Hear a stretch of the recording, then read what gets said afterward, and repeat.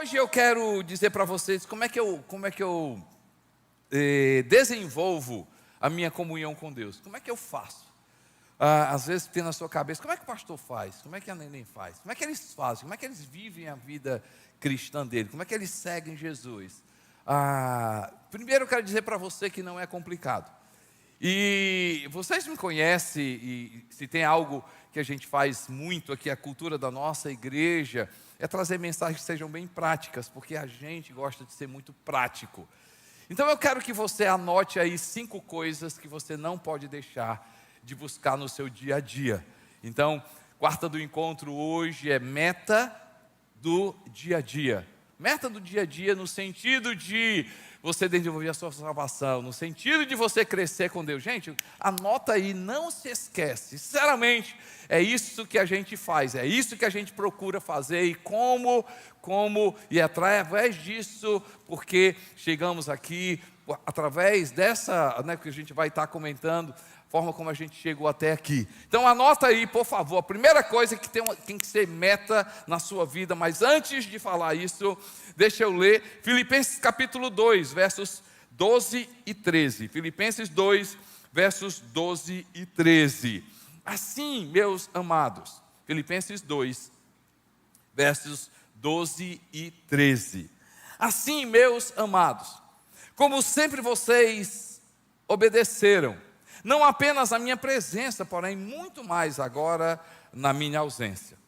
Ponham em ação a salvação de vocês. Noutra tradução diz assim: desenvolvam. Ponham em ação a salvação de vocês com temor e tremor, pois é Deus quem efetua em vocês tanto o querer quanto o realizar, de acordo com a sua boa vontade. Noutra tradução diz assim: desenvolvam com temor e tremor, ou seja, levem isso a sério. Levem isso a sério. Então levem isso a sério. Façam com que realmente isso aconteça na sua vida. Primeira coisa, meta do seu dia a dia, como desenvolver a sua salvação, como crescer em Deus, como crescer na sua vida espiritual. Primeira meta que você tem que ter na sua vida, conhecer a vontade de Deus. Conhecer a vontade de Deus. No livro de Romanos capítulo 12, verso 2, Romanos capítulo 12, verso 2, diz que a vontade de Deus é perfeita, ela é boa e ela é agradável. Ela é boa, perfeita e agradável. Mas isso aí já é resultado.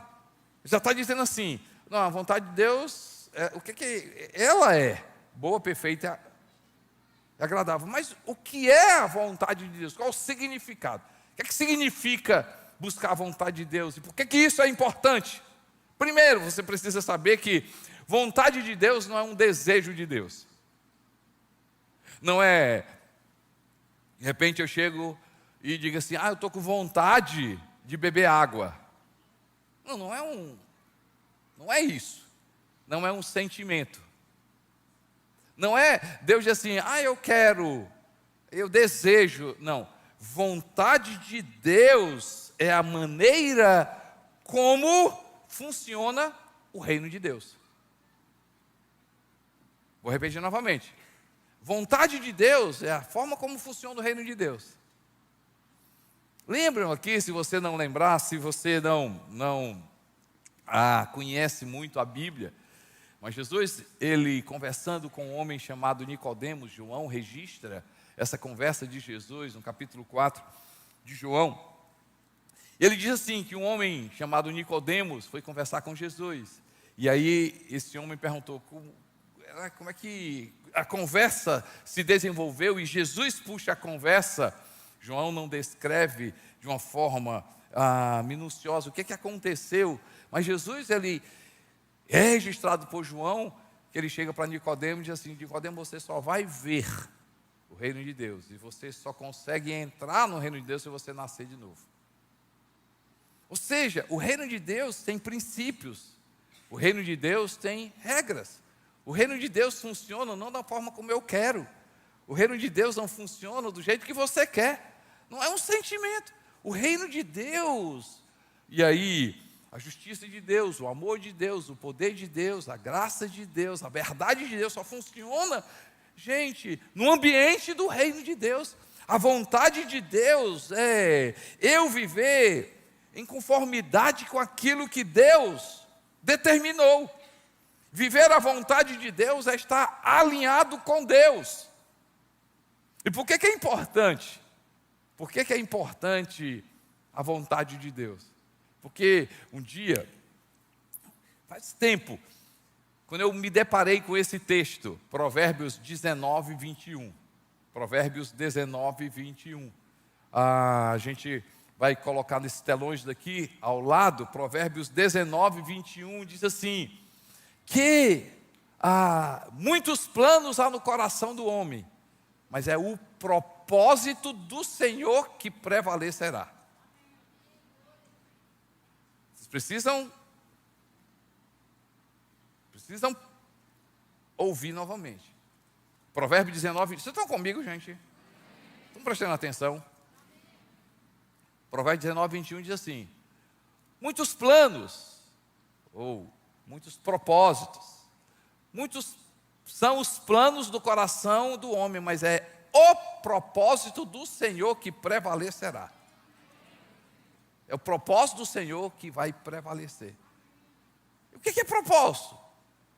A vontade de Deus.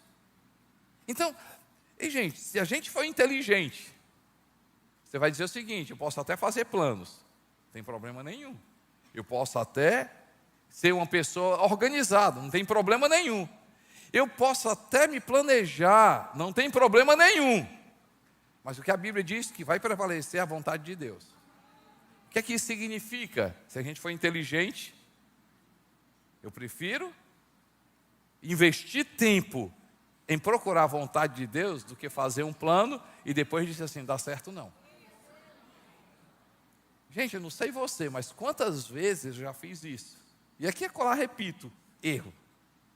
Mas a gente vai crescendo, né? E vai aprendendo, e aí a gente começa a acertar mais e errar menos. Mas quantas vezes eu decidi por coisas e depois pedi, Deus me abençoa? Comprei e disse assim, Senhor, abençoa. Não tem ninguém aqui desse jeito. Mas quantos negócios foram abertos, e aí Deus abençoa, e Deus diz assim, como é que eu posso abençoar uma coisa que não vai dar certo?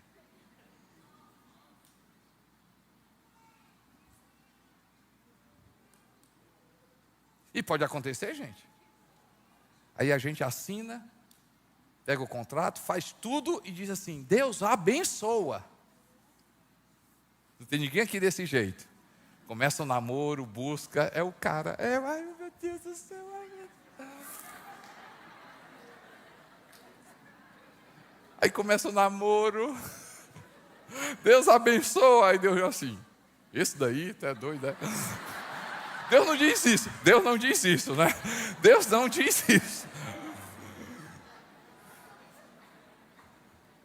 Mas não tem ninguém aqui desse jeito, não tem ninguém online, não tem ninguém desse jeito. Não tem. Gente, quantas vezes, brincadeira à parte, quantas vezes nós tomamos decisões, compramos, vendemos, nos mudamos, abrimos, fechamos. Pastor, quer dizer que sim. Se a gente quer fazer, se a gente quer desfrutar daquilo que é bom, daquilo que é agradável, daquilo que é perfeito, gente, a gente precisa ser mais inteligente. E o que é que a gente tem que fazer?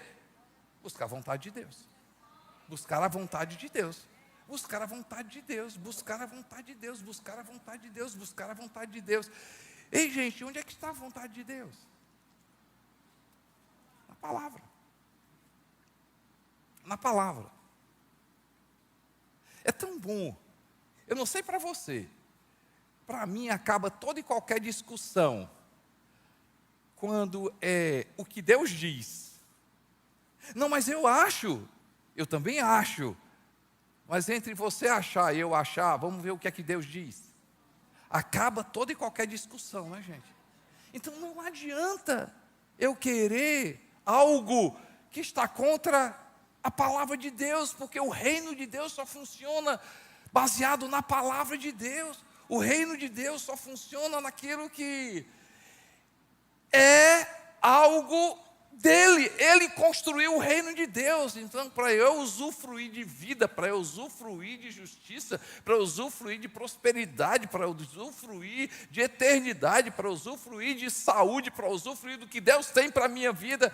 Ei, gente, é uma meta para a minha vida e para a sua vida. Já pensou se em todas as áreas da nossa vida, se em tudo que a gente fizer, a gente investisse um tempo e dissesse: Senhor, qual é a tua vontade? Qual é a tua vontade? Mais uma vez, Provérbios 19, 21. Anota esse texto para você. Anota esse texto para você. Ele diz: muitos são os planos do coração do homem. Está falando comigo e com você. Quantos planos eu tenho na minha vida? Quantos desejos eu tenho na minha vida? Quantos projetos eu tenho na minha vida? Quantas coisas eu e você nós temos na nossa vida? Mas a Bíblia diz assim: ei, filha, deixa eu te falar uma coisa. O que vai prevalecer é a minha vontade. Sabe por quê? Porque eu sei o que é bom para a tua vida. Eu sei o que é que funciona para a tua vida. Ei, filho, deixa eu te falar uma coisa. Não é porque eu sou aquele Deus. Deus não é aquele assim, só para matar, só para não deixar ela fazer o que ela quer. Sabe uma coisa? Eu vou impor a minha vontade. Não, gente. É porque a vontade de Deus é perfeita para mim, a vontade de Deus é boa para mim. Então, é uma meta para a minha vida e para a sua vida. O que? Buscar a vontade de Deus. Buscar a vontade de Deus. E onde está a vontade de Deus, gente? Diga comigo, na palavra. Na palavra, na palavra. Segunda coisa, que eu e você, a gente precisa, meta para o dia a dia. Buscar a vontade de Deus e buscar o conhecimento de Deus. Ter o conhecimento de Deus. Ok, não dá para uma mensagem falar tudo sobre Deus. Mas o apóstolo Paulo, ele fala muito, ele ora demais, no sentido de trazer a importância do conhecimento de Deus. No livro de Efésios, no capítulo 1, Efésios, no capítulo 1, deixa eu ler aqui na minha Bíblia, bem rápido. Ele diz assim: por isso também, estão comigo, gente? Escuta aí. Diz assim: por isso também, estou falando assim, da importância de ter o conhecimento de Deus. Por quê? Por isso também, eu, tendo ouvido a fé que há em vocês, no Senhor Jesus e no amor para com todos os santos, não cesso de dar graça por vós, fazendo menção de vós nas minhas orações, para que o Deus do nosso Senhor Jesus Cristo, o Pai da glória, vos conceda espírito de sabedoria e de conhecimento no pleno, e de revelação no pleno conhecimento dele, iluminados os olhos do vosso coração, para saberdes qual é a esperança do seu chamamento e qual a riqueza da glória da sua herança nos santos. E aí, se você continuar, ele fala da importância do conhecimento de Deus, da importância. Filipenses capítulo 1, ele diz assim, no verso 5, 7, 8, 9. E também faço esta oração, Filipenses 1, 9. Também faço esta oração, que o vosso amor aumente mais e mais em pleno conhecimento e toda percepção, para aprovardes as coisas excelentes e serdes sinceros e inculpáveis para o dia de Cristo. E o que é que o conhecimento de Deus traz? Cheios de fruto de justiça, quando eu conheço Deus, o qual é mediante Jesus Cristo para a glória de Deus. E o livro de Colossenses, ele ora também sobre conhecimento. Colossenses capítulo 1, verso 9. Por esta razão também, nós, desde o dia em que o ouvimos, não cessamos de orar por vós e de pedir que transbordeis de pleno conhecimento da sua vontade, em toda a sabedoria e entendimento espiritual, a fim de viverdes de modo digno do Senhor, para o seu inteiro agrado, frutificando em toda boa obra e crescendo no pleno conhecimento de Deus. E crescendo no pleno conhecimento de Deus. Mas duas coisas eu quero chamar a atenção para a gente ter o conhecimento de Deus. Primeiro, conheça o amor de Deus. Conheça o amor de Deus. Ei, gente, meta do dia a dia. Diga comigo, gente, meta do dia a dia. Apóstolo Paulo, desenvolver a vossa salvação. Cresça na sua salvação. Cresça na sua caminhada com Deus. Leve isso a sério. Desenvolva. Leve isso a sério. E aí ele diz, né? Ele diz, ei, gente, a gente precisa conhecer Deus. A gente precisa. O que de Deus? Duas coisas eu quero falar. Primeiro, conheça o seu amor. Qual é o amor de Deus, gente? Efésios capítulo 3, 14 a 15. Efésios 3, de 14 a 19. Efésios 3, de 14 a 19. A gente consegue? Está no telão aí, gente? Ok, deixa eu ler aqui na minha tradução. Vamos lá. Por esta razão, ajoelho-me diante do Pai, do qual recebe o nome toda a família dos céus, nos céus e na terra. Oro para que, com as suas gloriosas riquezas, Ele os... Não dá para ler daqui para lá, não. Tentei. E assim habite Cristo, estou no 17. E assim habite Cristo no vosso coração, pela fé, estando vós arraigados e alicerçados em amor, a fim de poder compreender com todos os santos qual é a largura, o comprimento e a altura e a profundidade, e conhecer o amor de Cristo que excede todo entendimento, para que sejais tomados de toda a plenitude de Deus. Meta do dia a dia. Quer crescer em Deus, quer caminhar firme em Deus, quer realmente desenvolver a sua salvação, busca a vontade de Deus, queira a vontade de Deus, procure a vontade de Deus. Segunda coisa, você quer meta do dia a dia, coisa prática, você precisa ter o conhecimento de Deus. Qual o conhecimento de Deus? Saber que Deus te ama. E gente, ele diz aqui, né? Paulo diz assim, eu quero que vocês conheçam o amor de Deus. Qual a largura? Diga comigo, gente. Largura, comprimento, altura e profundidade. O apóstolo Paulo diz assim, olha, se a gente conhecer o amor de Deus, ou seja, qual é a altura do amor de Deus, qual é a largura do amor de Deus, qual é o comprimento do amor de Deus, qual a profundidade do amor de Deus, o que é que ele está dizendo? Ei, o apóstolo Paulo está se chamando assim, ei, você não tem noção do quanto Deus te ama. Gente, isso muda a minha vida e a sua vida. Quantas pessoas vivem debaixo de acusação? Quantas pessoas vivem com medo de Deus? Quantas pessoas não se aproximam de Deus porque têm medo de Deus? E aí elas começam a agir pior ainda, porque elas dizem assim, não, eu tenho medo de Deus, então eu vou me ajeitar, eu vou me consertar. E só que não é pela nossa força, gente, não dá.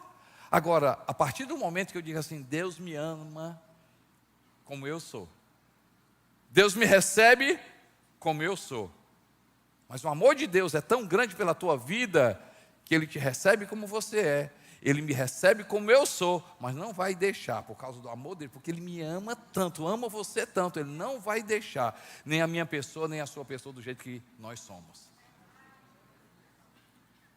Eu preciso ir para Ele, porque Ele me ama. E qual é o tamanho do amor de Deus?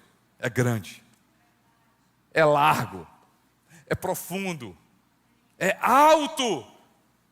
E ele diz assim, quando a gente conhecer esse amor, nós vamos ser tomados da plenitude plenitude de Deus. Eu oro hoje à noite que o Espírito Santo abra o seu coração, que o Espírito Santo fale com você, que o Espírito Santo nesse momento chegue e diga assim: filho, eu te amo, você não tem noção, o tamanho do meu amor é grande, ei, é alto demais, é grande demais, é profundo demais, é largo demais. Ter o conhecimento de Deus, em quê?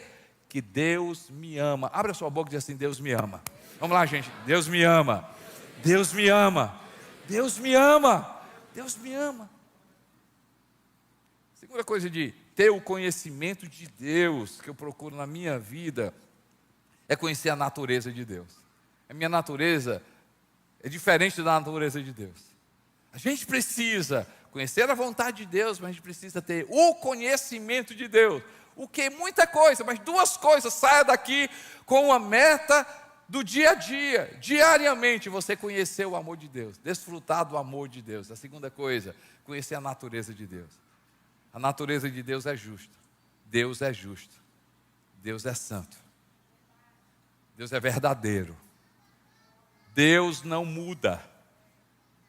Deus não é aquele que promete e amanhã muda. Deus é imutável. Ele é imutável no amor dele, é imutável no tratamento dele, é imutável na graça dele, é imutável. Deus não muda. Ei, eu e você, nós mudamos. Eu e você temos estações. Deus não tem estação. Ele te amou ontem, Ele te ama hoje e vai sempre te amar. Não, nada muda. Se você for um bonzinho com Deus, Deus continua, Deus te ama. Se a gente acordar e tem dias que a gente não é tão bom com Deus, Deus continua me amando. Deus não muda, a natureza de Deus é imutável. Outra coisa que você precisa conhecer: Deus é poderoso. Deus é poderoso, Deus é poderoso, Deus é poderoso, Deus é poderoso. Ei, gente, já pensou se eu e você, a gente viver só nessa verdade? Qual é a verdade, Costa Neto? Se Deus é por mim, quem será contra mim? Se Deus é por mim, quem será contra mim? Já pensou se todo dia eu e você, a gente acordar com o conhecimento de Deus? Se Deus é por mim, quem vai ser contra mim? Mas se Deus é por mim, quem vai ser contra mim? Se Deus é por mim, Deus é por mim, Deus é por mim, Deus é por mim, Deus não é contra mim, Deus não é contra a minha vida. Conheça a vontade de Deus. Tenha o conhecimento de Deus. Terceira coisa, meta do dia a dia: tenha a mente de Cristo. Viva a mente de Cristo. Viva a mente de Cristo. Coisa prática, gente. Tem uma frase que eu e a Neném, a gente fala muito aqui na igreja, ou coisa boa é ter cabeça boa. Ou coisa boa é ter cabeça boa. Mas também, ou coisa boa é ter a cabeça de Cristo. Ou seja, ter a mente de Cristo. E aí eu quero que você vá no livro de 1 Coríntios, primeira carta de Paulo aos Coríntios, no capítulo 2, de 13 a 15, diz assim: disto também falamos, não em palavras ensinadas pela sabedoria humana, mas ensinadas pelo Espírito, conferindo coisas espirituais com espirituais. Ora, o homem natural não aceita as coisas do Espírito de Deus, porque isso são loucura, e não pode entendê-las, porque elas se discernem espiritualmente.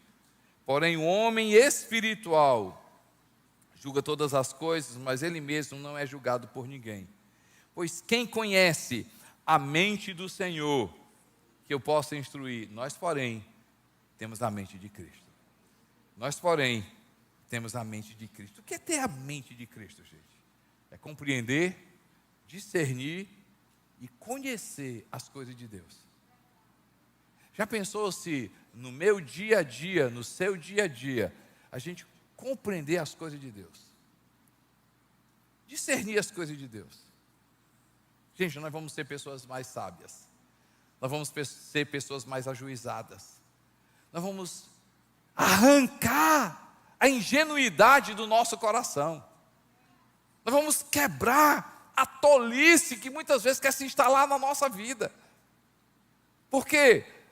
Porque a mente de Cristo, gente, é uma meta diária. A mente de Cristo, que é a mente de Cristo, você viver no Espírito. Você viver de forma espiritual. Eu não sei você, a carne a gente não precisa cutucar, porque ela já está ali, qualquer coisa ela aparece. Quem é igual a mim, gente, levanta a mão. Tem mais gente parecida comigo. Quem é parecido comigo, levanta a mão. A vontade da carne, qualquer coisinha, se você, ela está ali. Agora a gente tem que mudar a chave, de forma intencional, dizer o seguinte: sabe de uma coisa? Quem vai comandar a minha vida é o Espírito Santo. Quem vai comandar a minha vida é o Espírito Santo. Não é aquilo que eu desejo, mas aquilo que Deus deseja na minha vida. E gente, se coisa boa é viver, ou coisa boa é ter cabeça boa, ou vida boa é ter a mente de Cristo. Ou coisa boa é viver a mente de Cristo. O texto diz que ter a mente de Cristo faz a gente compreender as coisas de Deus. Faz a gente discernir as coisas de Deus. E hoje parece não. Com certeza é essa palavra que eu e você nós precisamos para hoje, gente. Para viver para viver esse momento. Discernir as coisas de Deus. Quantas notícias entram na nossa cabeça, quantas informações chegam para a gente, turbilhão de informações, tanta coisa na nossa cabeça. Gente, eu não sei você, eu fui assistir aquele, não, assiste, eu fiquei perturbado, com aquele, do Netflix lá do Mente Hackeada, o nome daquele, é isso mesmo, é? Dilema das redes sociais. Gente, eu fiquei desesperado. Dilema das redes sociais, eu fiquei desesperado. Eu disse assim: meu Deus, estão me vigiando, meu Deus, estão tomando a conta do meu cérebro. Ei, será que o que eu estou fazendo é eu quero o Instagram, o Facebook, eu fiquei doidinho, eu fiquei doidinho. Eu assisti um pedaço, eu disse: não vou assistir mais não, vou dormir. Eu vou dormir porque eu fiquei com medo de assim, sou eu ou não sou? Eu vou tomar café, eu quero tomar café ou eles estão botando na minha cabeça para tomar café?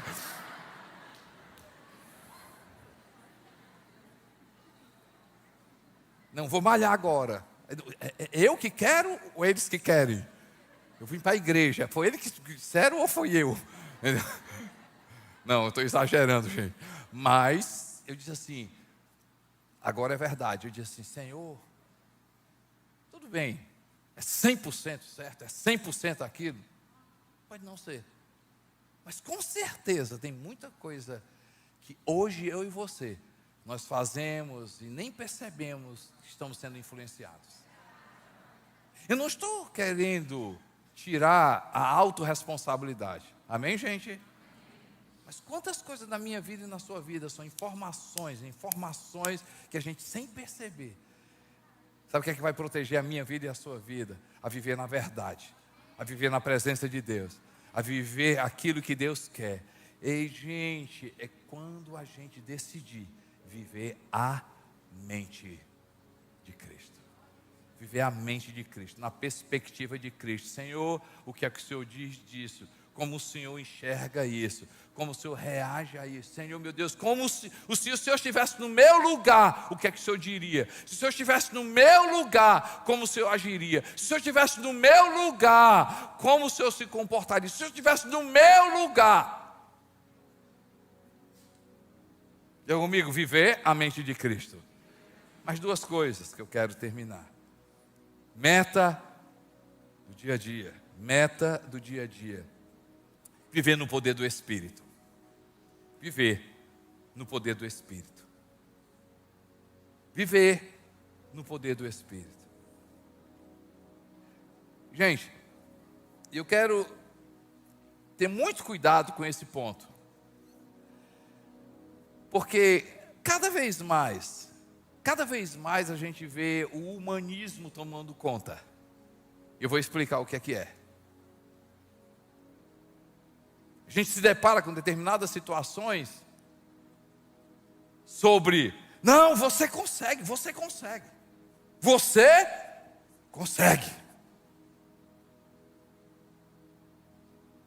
E aí, gente, será que funciona desse jeito? Eu consigo? Será que eu consigo tudo que eu quero? E, gente, você já ouviu a frase, né? Você é a sua resposta. É só olhar para dentro de você que você é a sua resposta. Não vá buscar lá fora, não. Você é a sua resposta. Outra situação. É só você querer. Ah, se fosse desse jeito. É só você querer. Sabe por quê? Porque você é você. É lógico que eu sou eu. Mas você, é só você querer. Quer mudar? É só você querer. Quer se transformar? É só você querer. Quer conquistar aquilo? É só você querer. Não funciona desse jeito. Eu sei que a autorresponsabilidade tem o seu valor enorme. O meu desejo tem o seu valor. O meu esforço tem o seu valor. Os meus sacrifícios têm o seu valor. Ei, gente, mas quando a gente fala de caráter, só Deus. Quando a gente fala de transformação interior, só Deus. Quando a gente fala sobre valores eternos, só Deus. Quando a gente fala, e quando a gente começa a olhar para a gente vai dizer assim, poxa vida, glória a Deus pelos terapeutas, glória a Deus pela medicina, glória a Deus pelos profissionais de saúde. Mas quando a gente olha para a minha vida, quando você olha para a sua vida, ei, gente, não é só eu querer, não. Não é só eu querer, não. Aqui no auditório tem pessoas da área de saúde. Tem pessoas que justamente trabalham com a cabeça, com o psique das pessoas. Ei, mas meta para mim e para você. Ah, gente, quem transforma é o Espírito Santo de Deus. Quem edifica é o Espírito Santo de Deus. Quem traz paz na minha vida é o Espírito Santo de Deus. Quem traz alegria na minha vida é o Espírito Santo de Deus. Ei, nós aqui somos testemunhos de que tem coisas na minha vida e na sua vida que foi Deus que fez, amém? Quem pode levantar a mão, quem pode dar glória a Deus e dizer, pastor, tem coisa na minha vida que foi Deus que fez. Foi Deus que fez. Foi Deus que fez.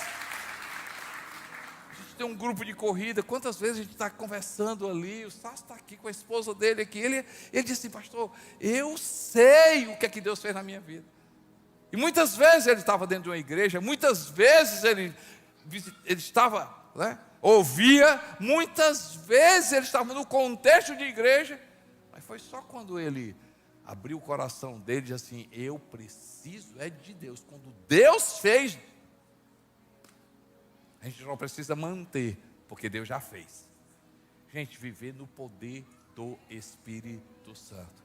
Então vamos lá, conhecer a vontade de Deus, ter conhecimento de Deus,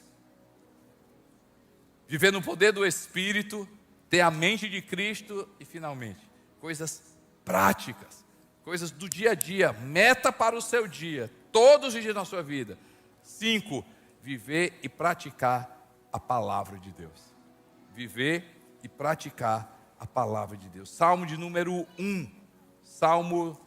Livro de Salmos. Livro de Salmos. 1. Eu vou ler 1, 2 e 3. Bem-aventurado o homem que não anda no conselho dos ímpios, não se detém no caminho dos pecadores, nem se assenta na roda dos escarnecedores. Antes tem o seu prazer na lei do Senhor e na sua lei medita de dia e de noite. Ele é como árvore plantada junto à corrente de águas, que no devido tempo dá o seu fruto, e cuja folhagem não murcha, e tudo quanto ele faz será bem sucedido. Tudo o que ele faz, o que ele diz, gente? vai prosperar. Viver e praticar a palavra de Deus. E outro versículo que eu quero ler, Tiago, irmão de Jesus, capítulo 1, versos 22 a 25. Tiago 1, 22 a 25.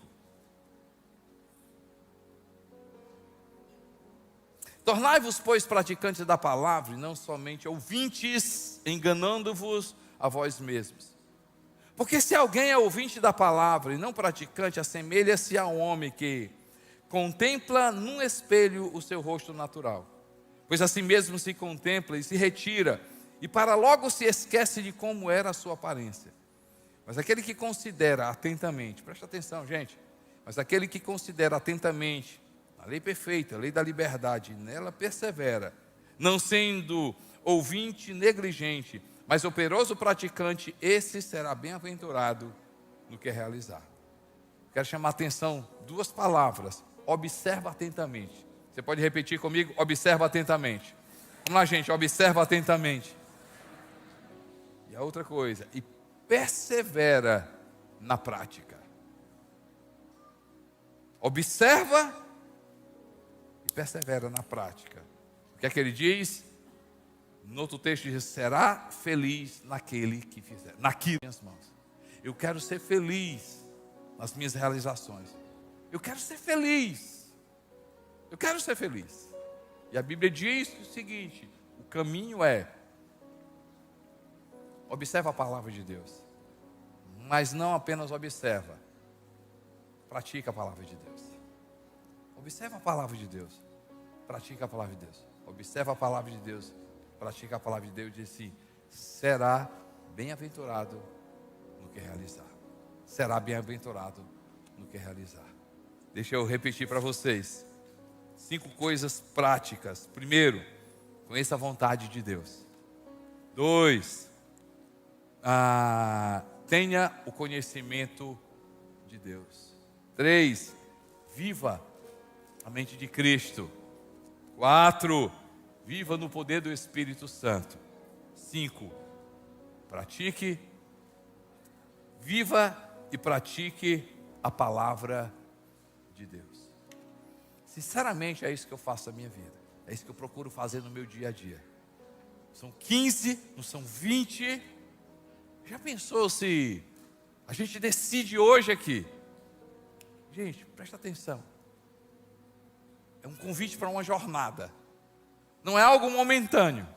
Infelizmente, eu não trouxe para você algo momentâneo. Agora, vai acontecer. Não. Mas a gente construir ao longo da nossa vida.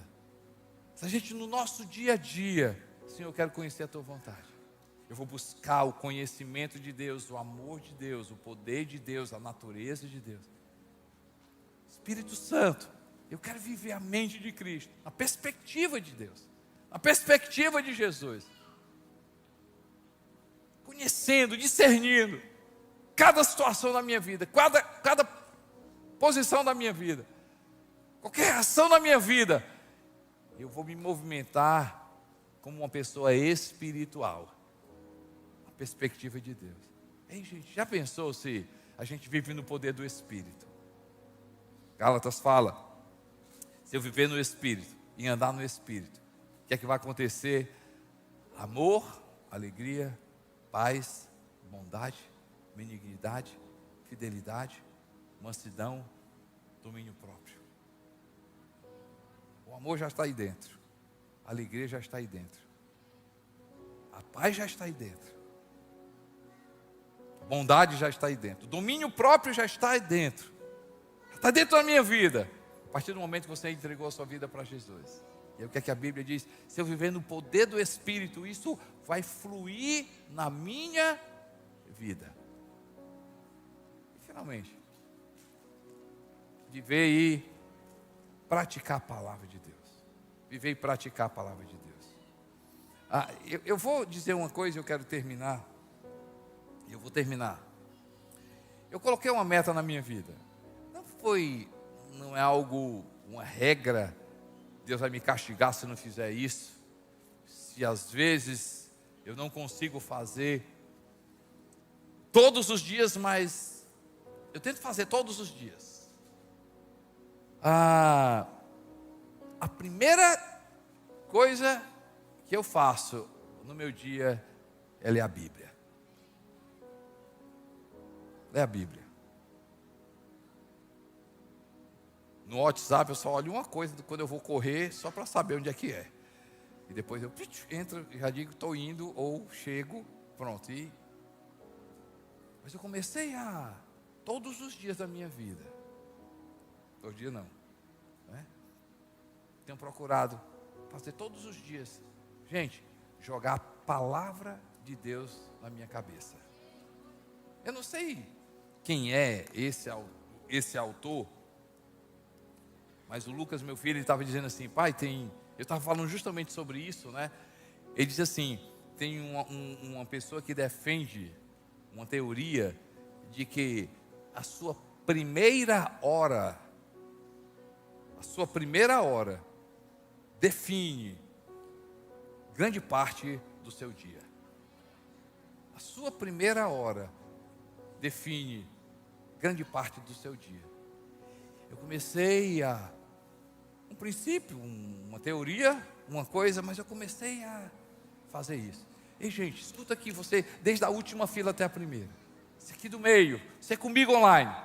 Já pensou se todos os dias, se a gente procurar fazer, todos os dias da minha vida, antes de fazer qualquer coisa, a gente ir para a presença de Deus, a gente ouvir a palavra de Deus, a gente buscar a vontade de Deus, a gente alimentar a minha vida, a mente de Cristo, a gente clamar pelo poder do Espírito Santo e pedir para Ele me ajudar a praticar a palavra de Deus. Ei, a gente vai ver coisas nas nossas vidas que você nem imagina. Quem sabe é essa palavra que você precisa hoje. Prática. Uma jornada maravilhosa. E aí a gente vai ver. A gente vai viver o poder de Jesus na nossa vida. A gente vai desfrutar do verdadeiro Jesus na nossa vida.